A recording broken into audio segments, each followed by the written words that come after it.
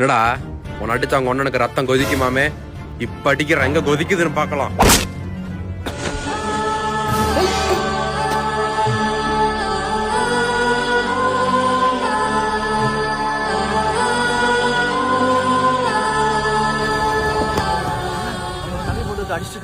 என்னடா சொல்ற? சொல்றது கேட்கலையாடா செவிட்டு பயலு.